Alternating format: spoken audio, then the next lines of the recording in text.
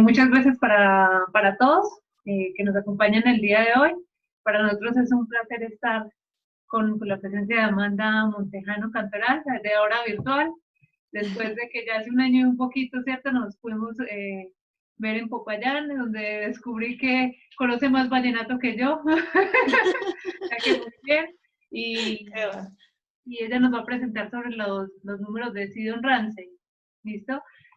Contando un poco de la parte académica, les cuento, Amanda Montejano, ella es profesora titular A de la Unidad Multidisciplinaria de Docencia e Investigación de la Universidad Nacional Autónoma de México en Juriquilla. Es matemática de la Universidad Nacional Autónoma de México, la UNAM. Tiene un doctorado en matemáticas aplicadas de la Universidad Politécnica de Cataluña y realizó una estancia postdoctoral en la Universidad Nacional Autónoma de México, la UNAM. Muy bueno, Amanda recibió un reconocimiento especial, el premio Sofía Boleskaya y de la Sociedad Mexicana de Matemáticas en el año 2008. Es un premio especial para las mujeres, ¿cierto? La investigación. De pronto ahorita Amanda nos puede hasta contar un poco de ello. Y es integrante del Sistema Nacional de Investigadores de la CONACYT. En las principales áreas de investigación está la teoría aditiva de números, teoría combinatoria de números, teoría de gráficas o de grafos, especialmente con la teoría de Ramsey y anti-Ramsey. Manda, muchísimas gracias por acompañarnos. ¿Listo? Gracias a ti, Cata. Al contrario, es un honor y un placer estar, pues aunque sea de manera virtual, aquí online, con ustedes. Ahora que estaba preparando la charla, empecé a hacer un poco de memoria de cómo empezó pues esta amistad que hemos forjado, esta conexión y estas relaciones académicas que vamos pues creando y fomentando.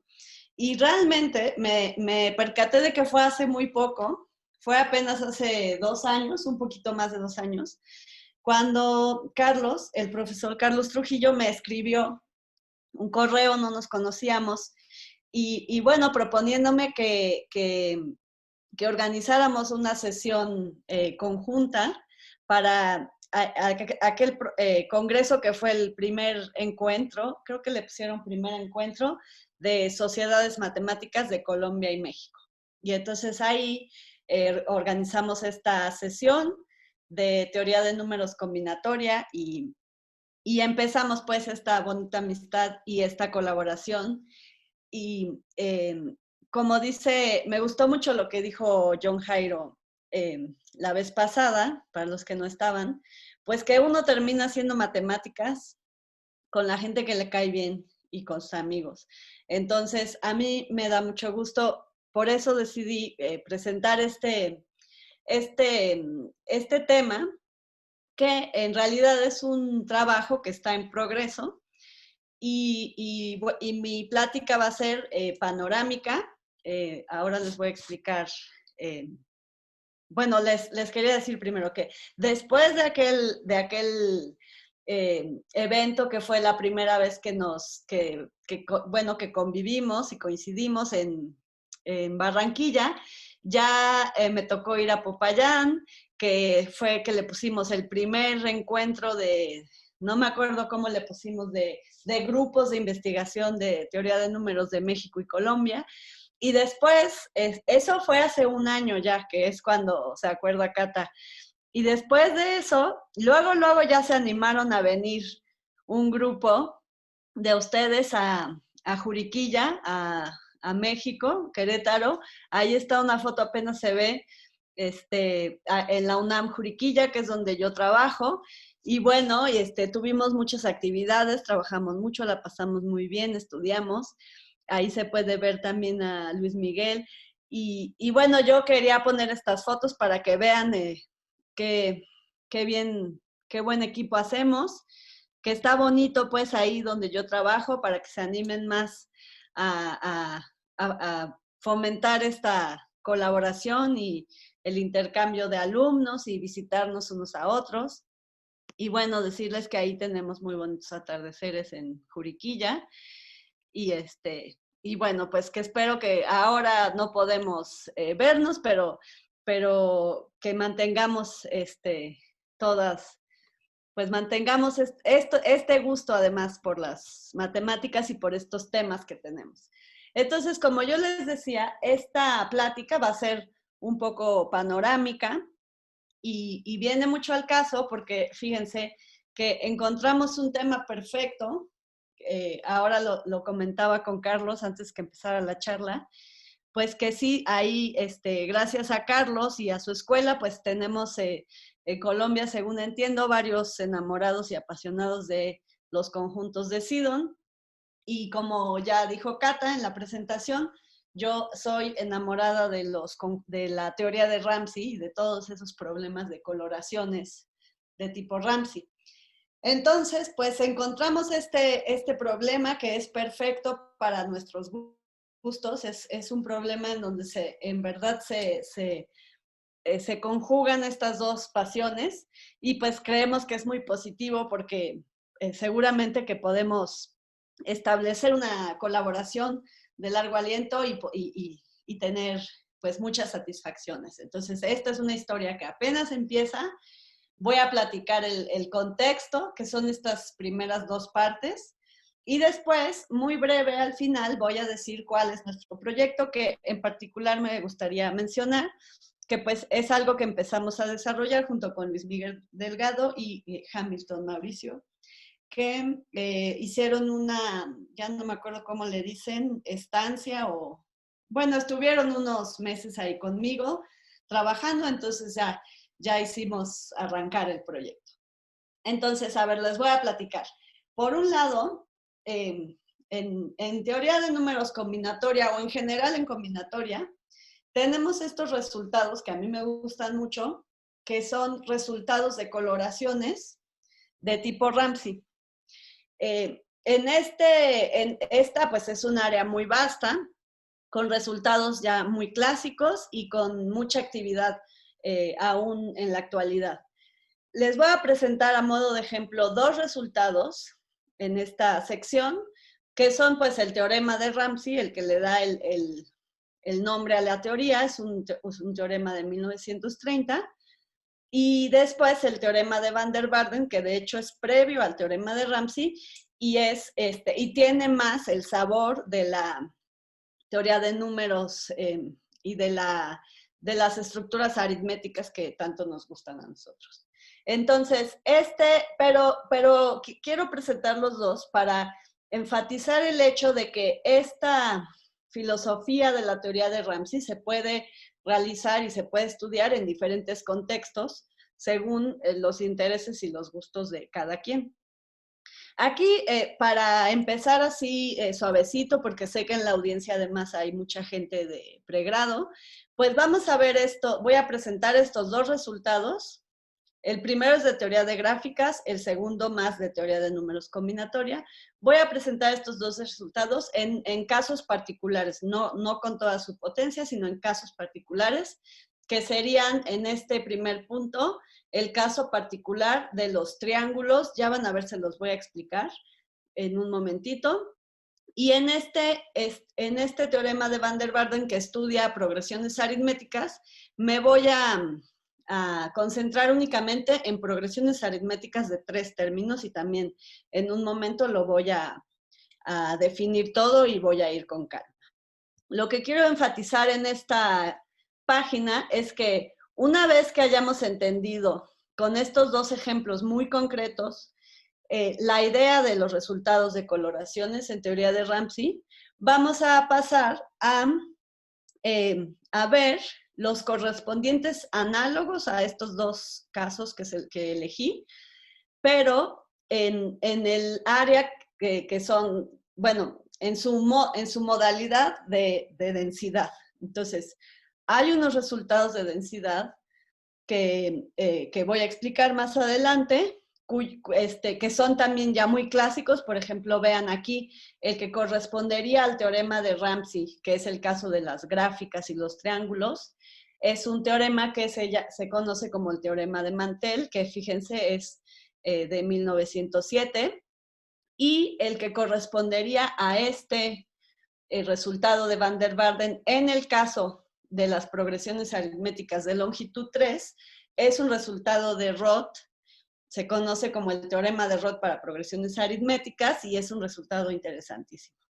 Entonces, me voy a tomar el tiempo de explicar todo este contexto con estos ejemplos para que se entienda muy bien la filosofía y sobre todo la relación que existe entre este tipo de resultados y este otro tipo de resultados.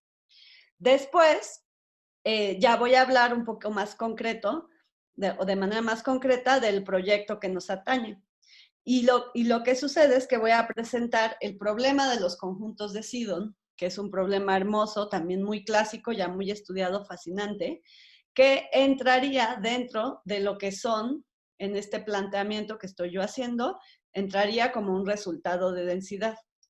Y para estas alturas, que ya va a ser el final de la clase, les adelanto, pues es mi objetivo que ya sea muy natural como la versión que corresponde al problema de los conjuntos de Sidon en el contexto de las coloraciones de tipo Ramsey nos da los números de Sidon-Ramsey, que es el título de mi plática, y que es pues el tema tan fascinante, bueno, que nos ha tenido pues tan contentos de encontrar algo que está en la intersección de, pues, de nuestros gustos y de las cosas que sabemos, tanto el grupo de allá de Colombia como el grupo de acá de México. Entonces, bueno, toda esta fue la introducción para que se den una idea de cómo está planteada la charla y ahora voy a empezar. Me voy a tener que ir un poco más rápido. Fíjense, la filosofía de los resultados de tipo de coloraciones de tipo Ramsey está escrita aquí. La filosofía es que si uno tiene un universo matemático suficientemente grande, aquí vamos a ser más concretos en un momento, vamos a tener o bien el conjunto de aristas de una gráfica, o bien el conjunto de números enteros con su estructura aditiva, pero también, como ya les digo, pueden estudiar otros tipos de universos en matemáticas que les interesen.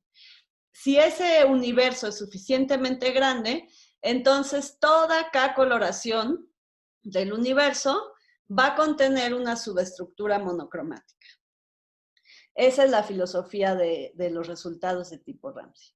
En contraste con eso, los resultados de densidad lo que plantean es que si el universo es suficientemente grande, ya no vamos a hablar de coloraciones en esta parte, sino de subconjuntos densos.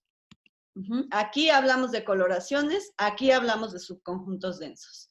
Y lo que vamos a querer, pues también es garantizar la existencia de ciertas subestructuras que estudiemos bajo la condición de que el subconjunto sea denso. Entonces, para comenzar con la parte de coloraciones, voy a recordarles qué es una coloración y de la densidad hablaré más adelante cuando sea el momento. Una coloración, pues, visualmente la imaginamos así como está en esta ilustración. Como ya les digo, podemos colorear el conjunto de aristas de una gráfica, los vértices de una gráfica, podemos colorear un tablero, los elementos de un grupo, los números enteros, las regiones de un mapa, es decir, y todos los problemas que surjan en teoría de Ramsey, pues las técnicas, las herramientas y el sabor de cada problema, pues depende del universo en donde nos ubiquemos. Nosotros hoy vamos a ver aristas en gráficas y números enteros así. La coloración de un conjunto X es simplemente una función que a cada elemento X pues le asigna un color de entre K colores, que por lo general también usamos los números enteros así. Pero quiero que recuerden que esta función, que es la coloración, también se puede entender como una partición del conjunto. Es decir, el conjunto queda partido en los elementos de color rojo, los elementos de color azul, los verdes, etc. Entonces, siempre hay que pensar en la función y en la partición. Y un conjunto es monocromático si todos sus elementos son del mismo color, es decir, queda contenido en una de estas partes a las cuales vamos a llamar siempre clases cromáticas. Entonces, bueno, como ya les decía, vamos a ver dos ejemplos concretos, uno en la parte de coloraciones, los dos ejemplos en la parte de coloraciones y los dos correspondientes en la parte de densidad. Los ejemplos se determinan eligiendo el universo y la subestructura que vamos a estudiar. Los dos ejemplos que vamos a ver es el universo de las aristas de una gráfica completa con la estructura que es un triángulo, que es una gráfica completa con 3 vértices. Y en la parte ya más de teoría de números aritmética, el universo van a ser simplemente los números enteros que van desde 1 a n, y la estructura que nos interesa estudiar va a ser una progresión aritmética de longitud 3. Entonces voy a empezar con las gráficas y los triángulos, que es un ejemplo también muy clásico que a lo mejor algunos ya han visto varias veces. Es un ejemplo que se suele estudiar, por ejemplo, en un curso básico de matemáticas discretas y tiene que ver con el principio de las casillas. Fíjense, el teorema de Ramsey, en un caso muy, muy particular, que es cuando solo tengo dos colores, dice que si mi universo es suficientemente grande, entonces toda dos coloración de las aristas de una gráfica completa, esta es una gráfica completa, y vamos a colorear las aristas con rojo y azul. Si n es suficientemente grande, toda dos coloración de ese conjunto de aristas va a formar o a contener un triángulo monocromático. Aquí con este ejemplo, pues quiero hacer notar que es muy importante esta condición de que n debe de ser suficientemente grande, porque si n es tan pequeño como 5, podemos hacer una partición de las aristas, como se muestra en esta ilustración, de manera que no se formen triángulos monocromáticos. Entonces, este es un ejemplo de que que contradice este resultado. Por lo tanto, en este caso, suficientemente grande tiene que ser más grande que 5, o mayor o igual que 6. Aquí les pongo otra gráfica de 7 vértices y entonces, pues quisiéramos argumentar que no importa de qué manera coloreemos las aristas con rojo y azul, siempre va a aparecer, ahora sí, un triángulo monocromático. A lo mejor ya han visto, este es un argumento clásico que usa el principio de las casillas. Si quisiéramos hacer un análisis exhaustivo de todas las coloraciones que existen, pues tendríamos que analizar 2 a la 21 coloraciones. Pero podemos dar también un argumento muy sencillo que es el siguiente. Fijamos un vértice y observamos los colores que obtienen estas aristas. Entonces, por el principio de las casillas, al menos 3 de ellas van a tener el mismo color. Y pues, supongamos que estas 3 son rojas. Ya no lo pude poner en la presentación. Y entonces, es muy fácil, a partir de ahí ya es sencillo observar.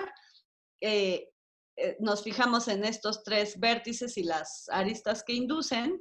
Si alguna de esas aristas es roja también, ya tengo mi triángulo monocromático. Si ninguna lo es, entonces voy a tener un triángulo azul. Bueno, ese es un argumento sencillo que me dice que este teorema es verdad a partir de 7, pero lo que es interesante es saber en qué momento exacto se verifica este enunciado que tengo escrito aquí. De este tipo de resultados, bueno, este tipo de resultados siempre tienen un parámetro intrínseco que se llama el parámetro tipo Ramsey. En este caso, este es el número de Ramsey para 2 colores y gráficas completas de 3 vértices, y pues se define simplemente así, como el mínimo entero tal que el teorema de aquí arriba se cumple. Cada enunciado de tipo Ramsey tiene su parámetro asociado que es exactamente el mínimo el momento en el que la situación cambia.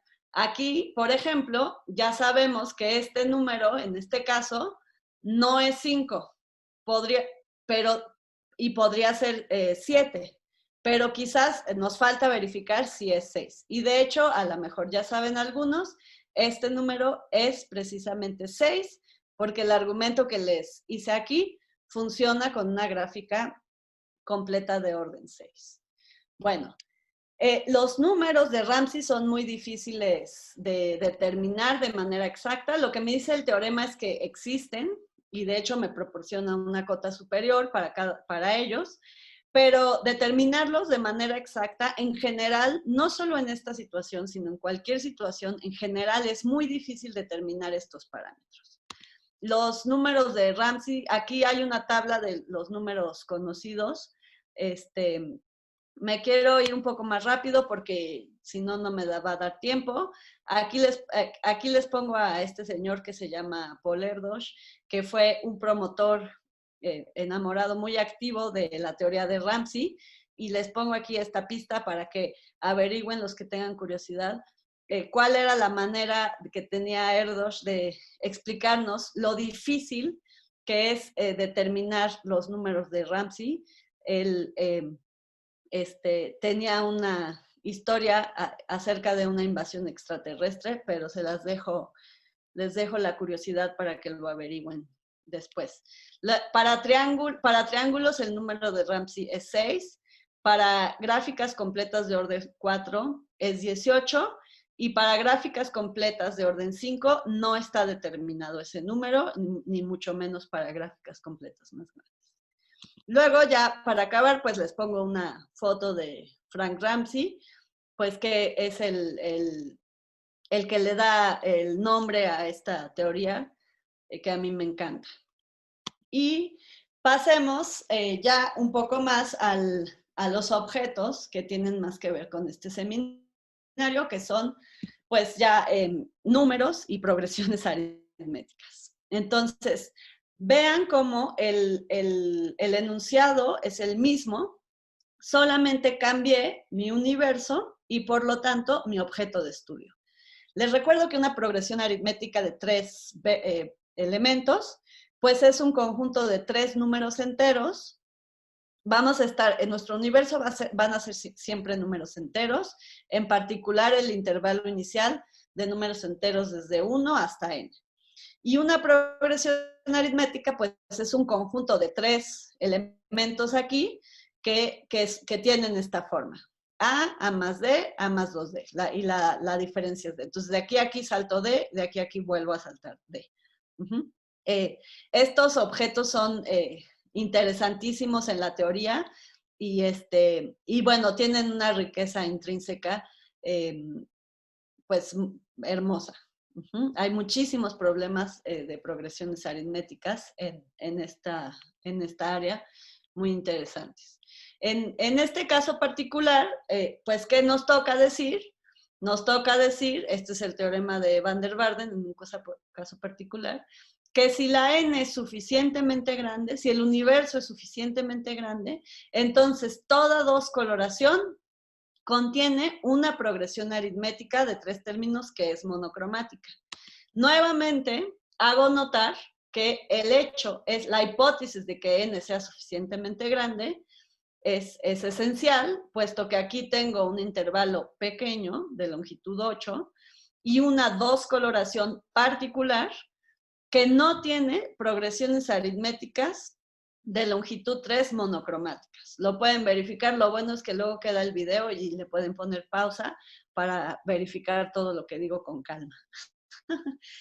Ok, entonces este suficientemente grande pues tiene que ser mayor, estricto que 8, porque aquí claramente no se cumple lo que estoy diciendo. Sin embargo, aquí les pongo una foto de Van der Waerden, ya que estoy poniendo fotos. Sin embargo, hay un momento a partir del cual este enunciado es verdad, como lo probó en 1927 este señor. De la misma manera que en el caso anterior, dado un enunciado de este estilo, tenemos un parámetro a estudiar. En este caso, este parámetro a veces se usa esta notación, esto es para 2 colores, progresiones de longitud 3, y es el mínimo entero tal que se cumple. En este caso ya sabemos que es o 9 o más, y de hecho es 9.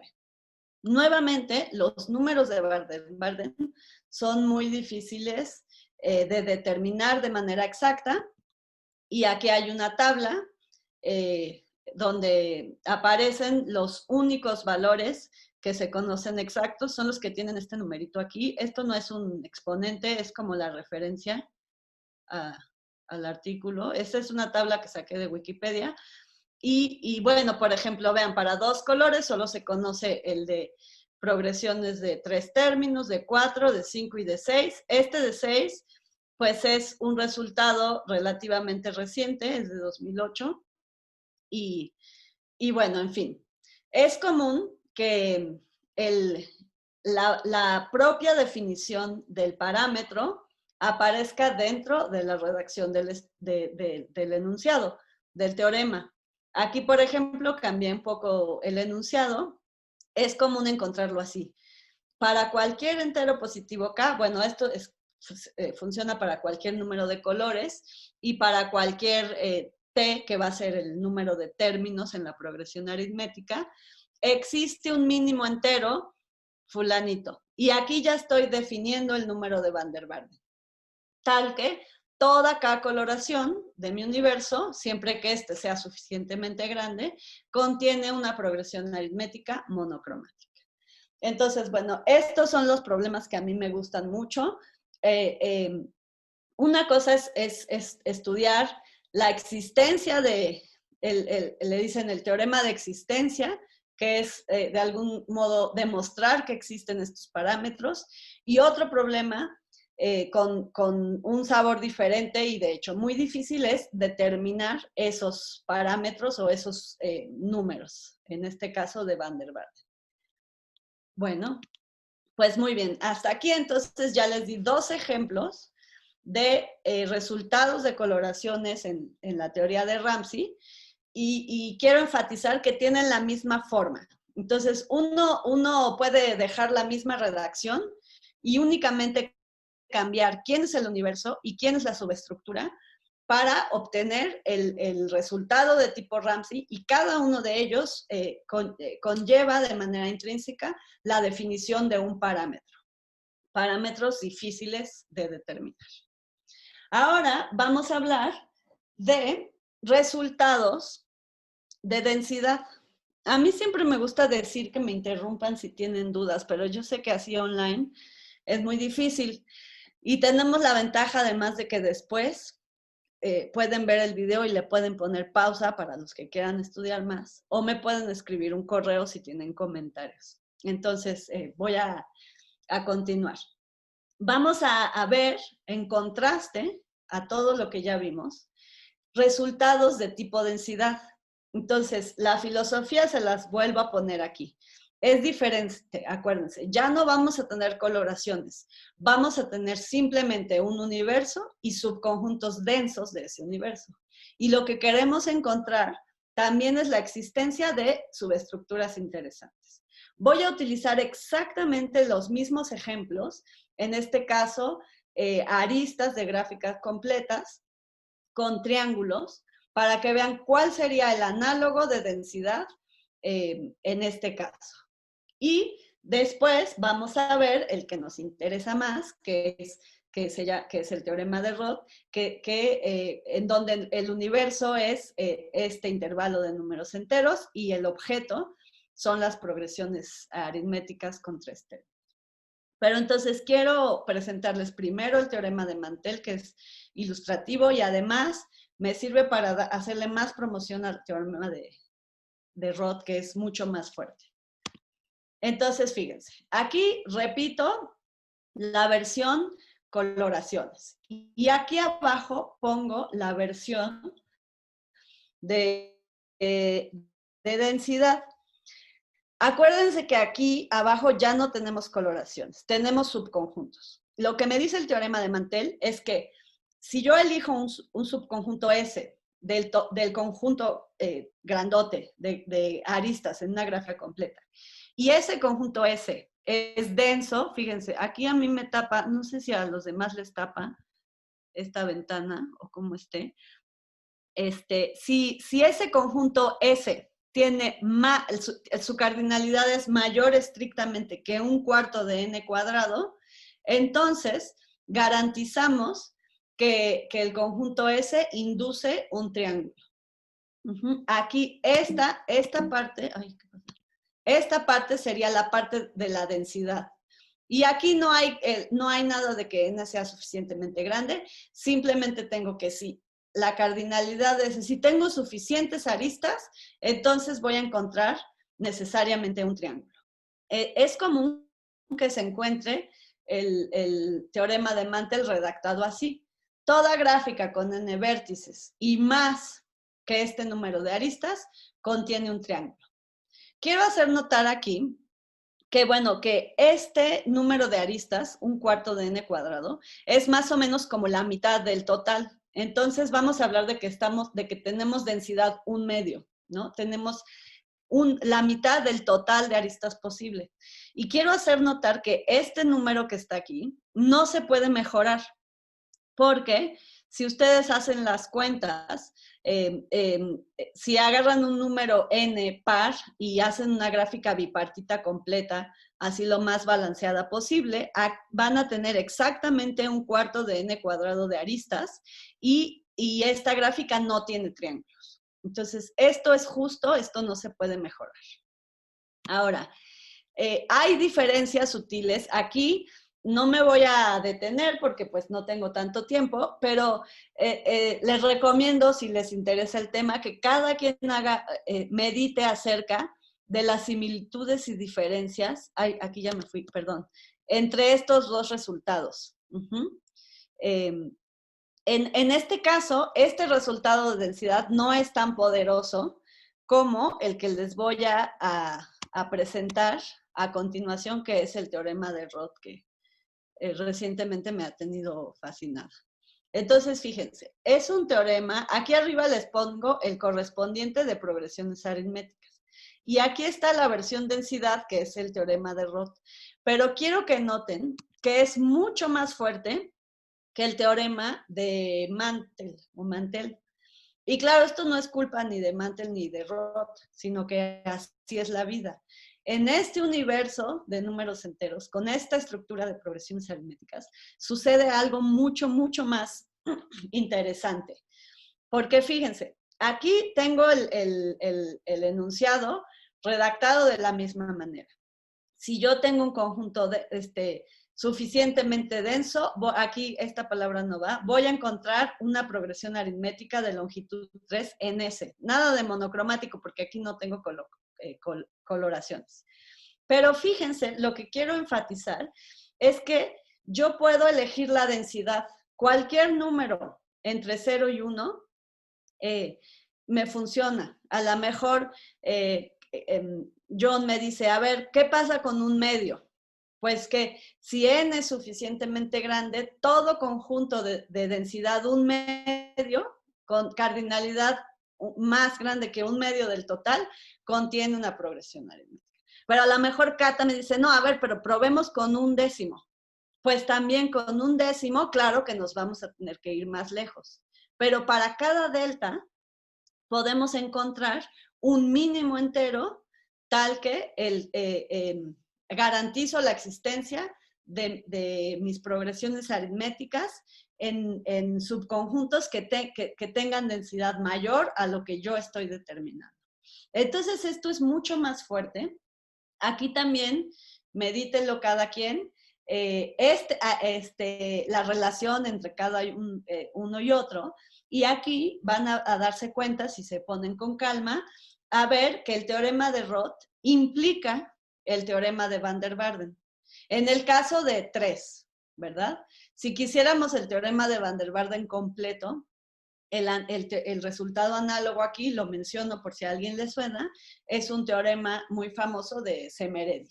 Entonces sí existe la versión completa, es el reconocidísimo teorema de Semeredi, del cual no vamos a hablar el día de hoy. Entonces, lo único que quiero que sepan es que en este caso tan fuerte, sí se implica el resultado, el correspondiente resultado de coloraciones a partir del resultado de densidad. Entonces, bueno, aquí les iba a poner un ejemplo. Este era el ejemplo que hipotéticamente me dijo John. Si agarramos delta igual a 1/2, ¿qué pasa?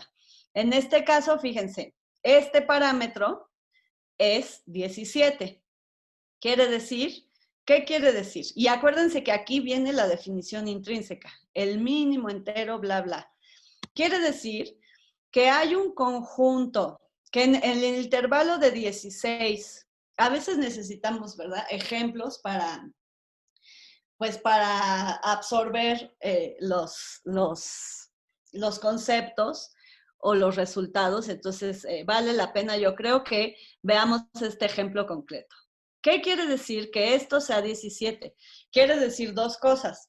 Por un lado, que en el intervalo desde 1 a 16, yo puedo encontrar un conjunto con densidad 1/2. Entonces, ¿cuánto es la mitad de 16? Es 8. Entonces, tengo que encontrar un conjunto de cardinalidad al menos 8, que de hecho lo tienen ahí pintado. Y ese conjunto no tiene progresiones aritméticas de longitud 3. Entonces, eso me dice que este número es al menos 17. También tengo que demostrar que, que si mi universo es más grande, es decir, en intervalos más largos que 16, siempre, cualquier conjunto con densidad 1/2 va a contener una progresión aritmética de longitud 3, y eso es más difícil, eso no lo vamos a probar, pero de hecho, a modo de ejercicio lo podrían hacer si les parece divertido. Entonces, bueno, vamos a continuar. Fíjense, el teorema de Roth está, de hecho, Roth lo probó, la prueba original de Roth es una prueba analítica, usa más bien análisis de Fourier. Y no lo voy a ver aquí, pero no es difícil probar que el teorema de Roth, como se los puse antes, es equivalente a demostrar que este límite es 0. Entonces, estamos definiendo un parámetro aquí, que es el parámetro natural que nos va a servir. Esta notación, no hay mucho consenso en esta notación, hay diferentes notaciones si buscan en internet, pero yo elegí esta. Vamos a buscar, fijamos n, dado n, ¿cuál es el máximo conjunto sin progresiones aritméticas que yo puedo construir en ese intervalo? Este numerito, entonces, bueno, pues es interesante estudiarlo, y lo que probó Roth es que este cociente, cuando n tiende a infinito, en el límite de cuando n tiende a infinito, es 0. Entonces, pues bueno, menciono esto porque nos va a servir más adelante. Aquí puse una tabla de algunos valores que se conocen de estos, pero no me voy a detener más adelante. Quiero ya pasar a los conjuntos de Sidon, para que vean cómo es la conexión y la similitud, y ahora voy a hacer que todo cuaje y presentar el proyecto que tenemos. Entonces, fíjense, hasta ahora, ¿qué hemos visto? Hemos visto resultados de coloraciones y resultados de densidad, y he explorado un poco la relación entre ellos, o más bien les he recomendado que mediten acerca de las similitudes y relaciones entre esos resultados. Pero ahora quiero hablar, como que ni se borró ni cuenta nueva, quiero hablar de un problema muy clásico también ya, que es el problema de los conjuntos de Sidon. Y quiero que vean cómo es un problema de densidad, tiene este sabor. Entonces, nuevamente nuestro universo van a ser, bueno, aquí le puse los números naturales, pero pueden pensar también en intervalos muy grandes de números enteros positivos. Y un conjunto de Sidon, pues es un subconjunto con una propiedad muy interesante, la propiedad de que todas las posibles sumas entre dos de sus elementos son diferentes. Y vamos a considerar también las sumas de un elemento consigo mismo. Entonces, aquí hay un ejemplo nuevamente para tener una idea concreta.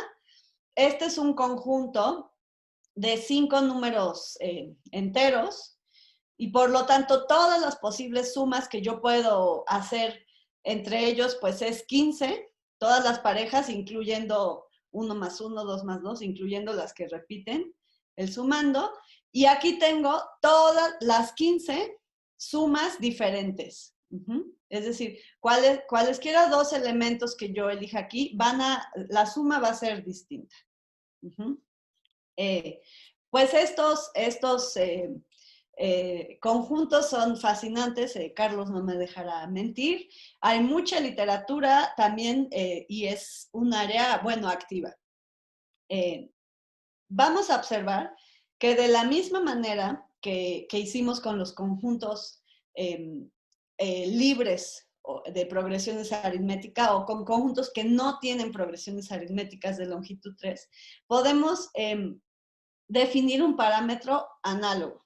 Es decir, si yo fijo n, en un número n, me interesa saber qué tan grande puede ser un subconjunto de este intervalo que sea un conjunto de Sidon. ¿Cuál es la cardinalidad máxima de un conjunto de Sidon que está contenido en este intervalo? Y esta es una función que depende de n. ¿De acuerdo? Aquí les pongo las dos definiciones para que vean cómo se parecen. Quiero decirles que, bueno, el teorema de Roth trabaja, bueno, a ver, ahora en un momento les menciono un poco más acerca de estas dos funciones, pero quiero que noten que tenemos esta desigualdad. ¿Por qué? Porque un conjunto de Sidon no tiene progresiones aritméticas de longitud 3. Por definición, cada uno también lo puede verificar. Tenemos esta desigualdad. Aquí, utilizando un lenguaje al que estamos más acostumbrados los que trabajamos en teoría de Ramsey aritmética, pues estos conjuntos que estamos estudiando sin progresiones aritméticas, pues son conjuntos con la propiedad de que no tienen soluciones no triviales a esta ecuación. Y el problema de los conjuntos de Sidon igual se puede plantear como buscar conjuntos lo más grande que podamos sin soluciones no triviales a la ecuación de Sidon, que es esta. Y entonces, de hecho, aquí podemos ver también de manera muy clara cómo esta ecuación es un caso particular aquí en el que dos de estas variables tomen el mismo valor. Por eso es que se da esta desigualdad también. Entonces, fíjense, para dar un ejemplo concreto, porque como ya dije antes, sobre todo cuando uno ya estudia solito en su soledad, puede profundizar más, pero en las pláticas o en las charlas de estas características es mejor llevarse una idea visual con los ejemplos, se arraigan más las ideas. Aquí, por ejemplo, les hice, yo sé, o pueden buscar en la literatura, que f de 16 es 5, mientras que R3 de 16 es 8. Y entonces repito, ¿qué tenemos que hacer para determinar que este número es exactamente 5? Dos cosas. Exhibir un conjunto de 5 elementos en un intervalo de longitud 16 que sean conjunto de Sidon, y también demostrar que no se puede, que no existe un conjunto de Sidon de cardinalidad 1 más, o sea, 6. Y bueno, este es un ejemplo. Aquí pueden ver que este conjunto es un conjunto de Sidon. Y no les voy a probar que no se puede con 6, pero también para los que se quieran divertir pueden hacer el intento de argumentar, aunque sea con fuerza bruta, que no existen conjuntos de Sidon de cardinalidad 6 contenidos en un intervalo de longitud 16. Análogo, tenemos el problema con las progresiones aritméticas de longitud 3. Aquí en un intervalo fijo de longitud 16. Lo más, así me puse, lo más que encontré fue este conjunto de 8 elementos que no tiene progresiones aritméticas de longitud 3. Y nos toca probar que 8 es el máximo. O bien que todo conjunto de cardinalidad 9 contenido aquí va necesariamente a contener una progresión aritmética de longitud 3. Entonces, bueno, vamos a enfocarnos en esta desigualdad, que es la que me va a interesar más en este momento. Aquí la pongo otra vez. Pues fíjense, con esta desigualdad podemos dividir entre n, se mantiene, tomamos el límite cuando n tiene infinito y sabemos, acuérdense, sabemos que este límite es 0. Esta igualdad, esto es el teorema de Roth. El teorema de Roth no es nada fácil de probar, por cierto. No sé si vino mi alumno Mario, que estudiamos esa prueba. Hay una prueba de Semeredi que se conoce como la prueba combinatoria del teorema de Roth, y no es fácil. En fin, entonces el hecho de que este límite sea 0, pues me dice que este límite también es 0. Entonces, tengo un teorema tan fuerte como el teorema de Roth, considerando los conjuntos de Sidon.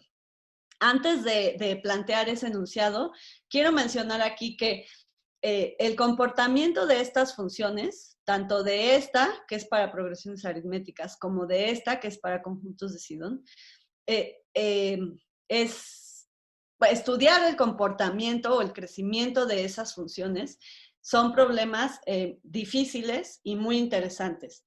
En el caso de las progresiones aritméticas, aún no se conoce, digamos, todavía hay está abierto el problema de mejorar o ajustar las cotas para este parámetro. En el caso de los conjuntos de Sidon, sí se conoce exactamente cómo es esta función, cómo crece. Y ese es un teorema de Javier Silleruelo, Imre Rusa y Carlos Vinuesa, que fue un resultado de 2010 muy celebrado porque comprueba una conjetura de Erdős que tenía como, no sé, como 80 años abierta. Entonces este es uno de los resultados más impresionantes pues relativamente recientes que fue por Javier y colaboradores. Carlos era alumno de Javier y Imre pues es una gran figura en el área. En fin, entonces a lo que iba es que, ok, no sabemos, bueno, quiero decir, únicamente con saber que el límite de este cociente es 0, pues nos vamos al terreno de los mortales, en donde encontramos nuestro resultado de densidad, pero ahora no para progresiones aritméticas, sino para la ecuación de Sidon que les puse aquí, que espero que vean porque yo ya no veo porque se tapa con la ventana. Pero fíjense, este es no era como Mantel, que era solo para densidad 1/2.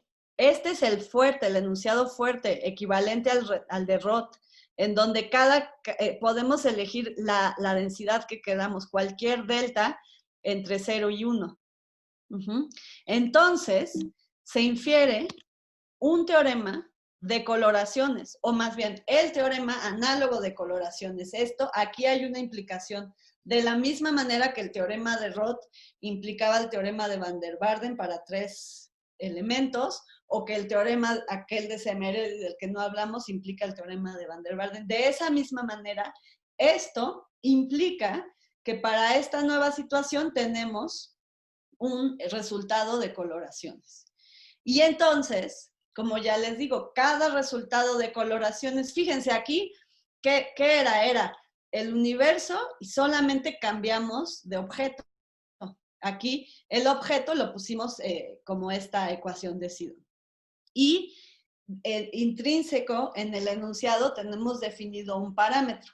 Este parámetro es, ya por fin, después de no sé cuántos minutos, llegamos al título de la plática. Este parámetro es el parámetro ay, estoy pintando yo, no, alguien está pintando. Este es el parámetro de los números de Seedon-Ramsay,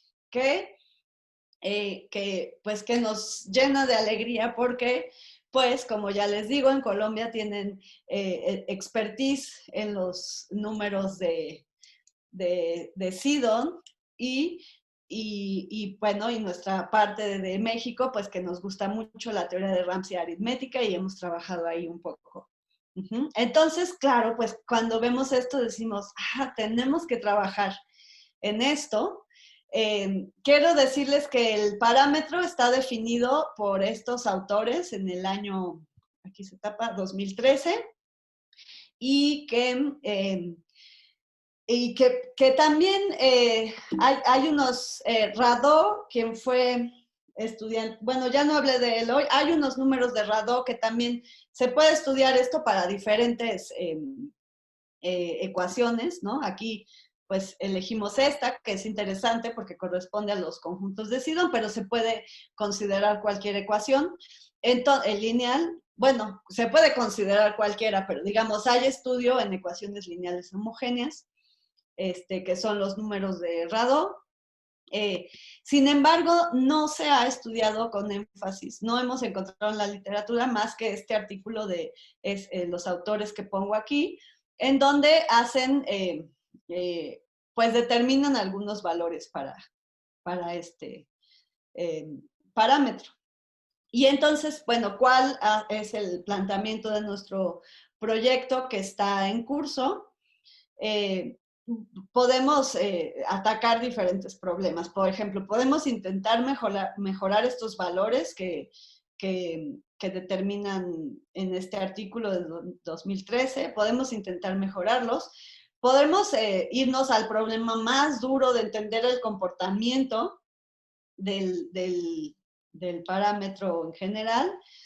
Y otro proyecto que es en el que más trabajamos cuando estuvieron allá Hamilton y Luis Miguel, es, bueno, vamos a cambiarnos a otro universo, que es en donde yo también he trabajado más, pues que es el grupo cíclico en elementos, o incluso aquí podemos poner de orden P, para que nos quede un campo finito. Y entonces en este universo tiene sentido volver a definir este parámetro y lo mismo, ¿no? Intentar calcular con algoritmos pues, inteligentes que podamos desarrollar los más números que podamos o hacer el estudio teórico del comportamiento de esa función en este universo. Entonces, bueno, yo creo que es un tema fascinante, que encontramos algo que nos gusta a ambas escuelas, en el cual pues podemos colaborar y plantear diferentes ideas y aportar cada quien lo que sabe. Y con esto acabo mi plática, les agradezco mucho, espero pronto poder estar allá. Y no, mejor. Gracias.